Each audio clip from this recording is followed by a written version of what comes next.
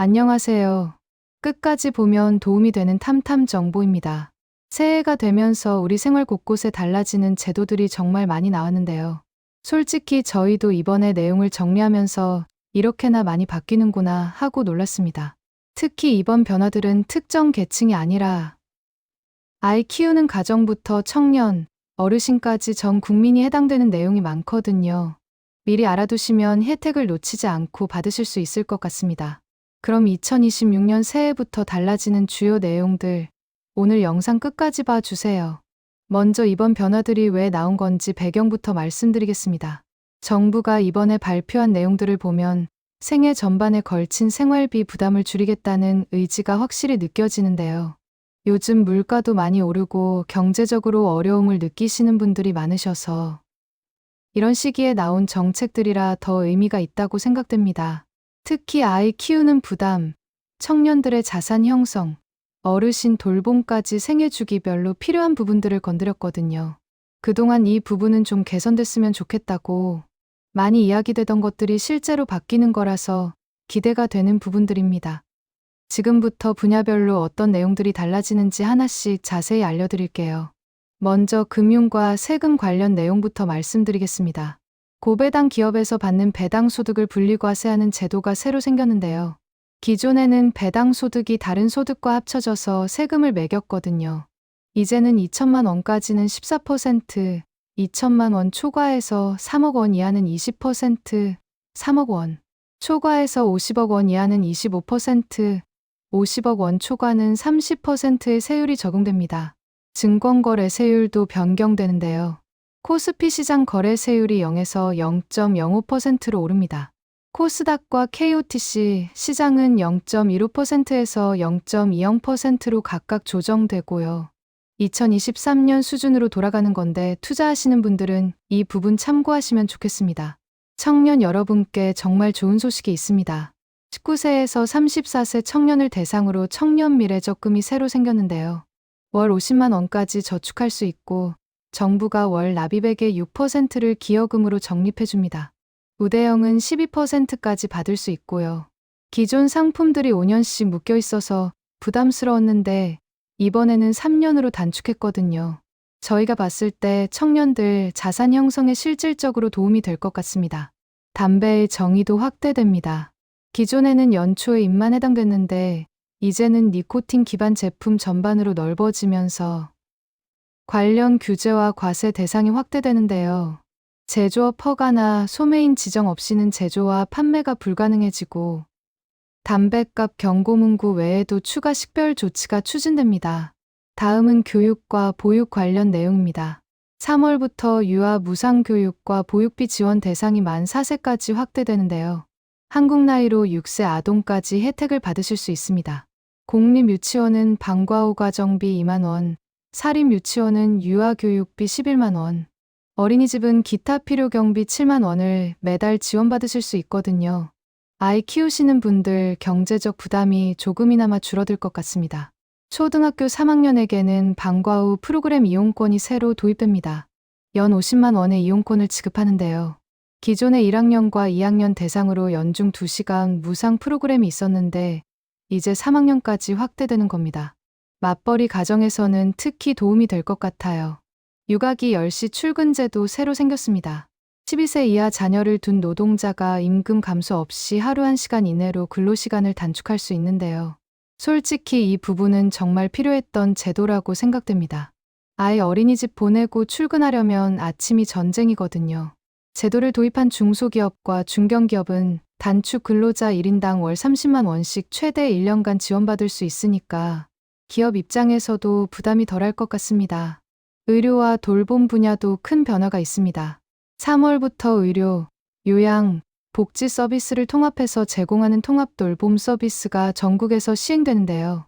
일상생활에 어려움을 겪는 노인이나 장애인분들이 살던 곳에서 계속 생활하실 수 있도록 방문진료, 재택간호, 방문요양과 목욕, 식사와 이동 지원 서비스를 받으실 수 있습니다. 저희 생각에는 어르신들이 익숙한 환경에서 계속 지내실 수 있다는 점에서 정말 좋은 제도라고 보입니다. 최저임금도 올랐습니다. 시간당 1만 320원으로 작년보다 290원, 2.9% 인상되는데요. 1급으로 계산하면 8시간 기준 82,560원이고 주 40시간 기준 월 환산액은 215만 6,880원입니다. 물가 상승률을 고려하면 이 정도 인상은 당연한 부분이라고 생각되는데요. 최저임금 받으시는 분들에게 조금이나마 도움이 되길 바랍니다. 교통 분야에서도 중요한 변화가 있습니다. 일정 금액 이상 대중교통비를 쓰면 초과 금액을 돌려주는 무제한 카드가 도입되는데요. 일반 국민은 62,000원, 청년과 어르신, 2자녀 가정은 55,000원, 저소득층과 3자녀 이상 가정은 45,000원 이상 사용하시면 초과 금액을 환급받으실 수 있습니다. 별도 카드 발급 없이 기존 K패스 카드에 혜택이 적용되고 신규 이용자는 K패스 홈페이지에 회원가입 후 사용 중인 교통카드를 등록하시면 됩니다. 운전면허증 갱신 기간도 변경됩니다. 기존에는 해당 연도 1월 1일부터 12월 31일까지였는데 이제는 갱신 연도의 본인 생일 전후 각각 6개월로 바뀌는데요. 연말에 갱신 신청이 몰려서 불편했던 부분이 해소될 것 같습니다. 음주운전 관련해서는 더 강력한 제도가 생깁니다. 10월부터 최근 5년 이내 2회 이상 음주운전을 한 사람이 면허를 재취득할 경우 음주운전 방지 장치를 부착해야 하는 조건부 면허 제도가 시행되는데요.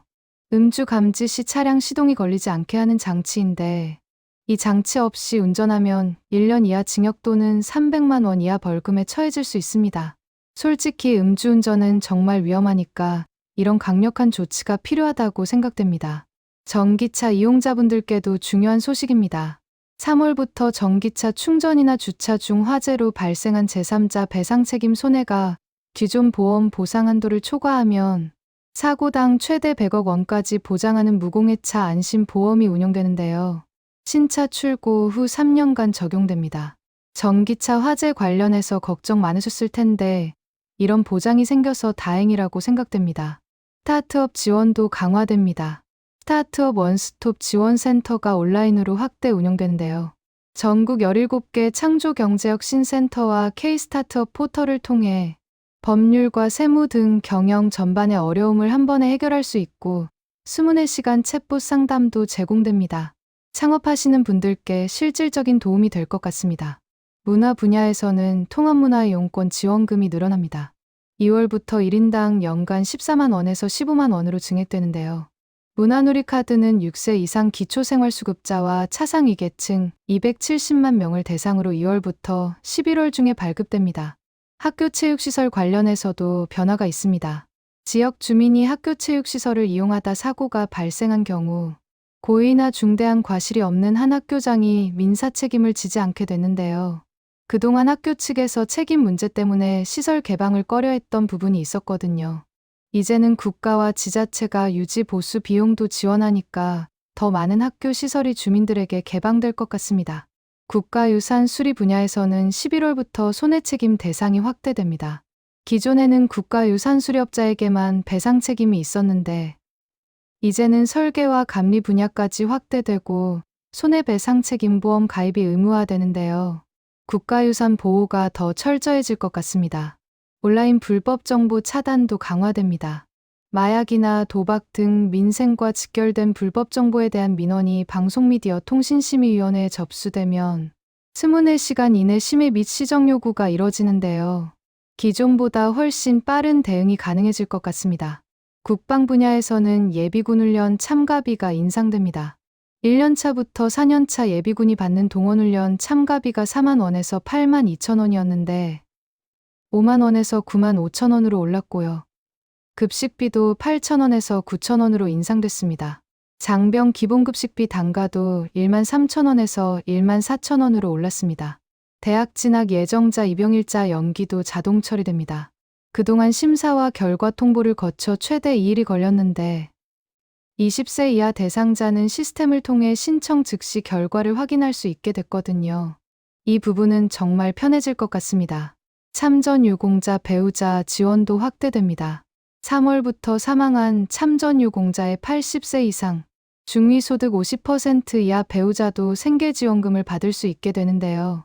그동안 본인에게만 지급됐던 것이 배우자까지 확대되는 겁니다. 당연히 확대됐어야 할 부분이라고 생각됩니다. 행정 분야에서는 다음 달부터 모든 재난 상황에서 민방위 경보 사이렌이 울립니다. 그간 지진의 일시에만 울렸는데 이제는 신속한 주민 대피가 필요한 모든 재난에서 사용되고요. 민방공 경보 사이렌과는 다른 의미 사용되니까 혼동하지 않으셔도 됩니다. 혜택 알림이 서비스도 대폭 확대됐습니다. 받을 수 있는 혜택을 정부가 알려주는 서비스인데 분야가 6천여 종으로 늘어났고요. 알림 채널도 국민비서와 정부24의 농협은행, 삼성카드, 카카오뱅크가 추가됐습니다. 일일이 찾아보지 않아도 혜택을 받을 수 있으니까 정말 유용한 서비스입니다. 약물 운전 처벌도 강화됩니다. 4월부터 약물 운전 처벌 기준이 5년 이하 징역 또는 2천만 원 이하 벌금형으로 상향되고요. 상습적으로 약물 운전을 하거나 측정을 거부하면 최대 징역 6년 또는 3천만 원 이하 벌금형에 처해질 수 있습니다. 운전면허 갱신 절차도 바뀌었습니다. 기존에는 7년 무사고 요건만 충족되면 제2종 운전면허 소지자가 적성 검사만으로 1종 면허를 취득했는데 이제는 보험 가입 증명서로 실제 운전 경력을 입증해야 합니다. 안전을 위해서 필요한 조치라고 생각됩니다. 농어촌 분야에서는 인구 감소 지역 10개 군 거주자를 대상으로 1인당 월 15만 원의 지역사랑 상품권을 농어촌 기본소득으로 지원합니다. 대상 지역은 경기 연천, 강원 정선, 충북 옥천, 충남 청양, 전북 순창과 장수, 전남 곡성과 신안, 경북 영양, 경남 남해입니다. 인구 감소 지역을 여행하는 국민에게는 여행 경비의 절반을 지역 화폐로 돌려주는데요. 공모를 통해 선정된 20개 지역을 대상으로 상반기 중에 실시될 예정이고 단체는 20만 원, 개인은 10만 원 한도에서 환급됩니다. 여행도 하고 환급도 받으니까 일석이조인 것 같습니다. 선박금융 지원도 확대됩니다. 예선업과 도선업 관련 선사의 선박금융 지원을 실시하는데 투자나 보증 시 만기 10년까지 할인된 금융 비용을 적용하고 운전자금 대출에 대해 최대 2%포인트 이자를 지원합니다. 이렇게 2026년 새해부터 달라지는 내용들을 정리해봤습니다. 저희가 쭉 살펴보니까 정말 생활 곳곳에서 변화가 있더라고요. 육아부터 교육, 교통, 문화, 복지까지 전 분야에 걸쳐 있어서 거의 모든 국민이 해당되는 내용이 하나씩은 있을 것 같습니다. 솔직히 말씀드리면 이번 변화들이 국민들 생활에 실질적으로 도움이 되는 방향이라고 느껴졌는데요. 특히 아이 키우는 가정이나 청년, 어르신들에게 필요한 부분들을 건드렸다는 점에서 의미가 있다고 생각됩니다. 다만 일부 제도는 신청 기간이나 조건이 있으니까 미리미리 확인하셔서 혜택을 놓치지 않으시면 좋겠습니다. 저희도 새로운 소식이 있으면 계속해서 영상으로 안내드리겠습니다. 오늘도 끝까지 봐주셔서 정말 감사합니다. 구독과 좋아요, 알림 설정 꼭 부탁드립니다.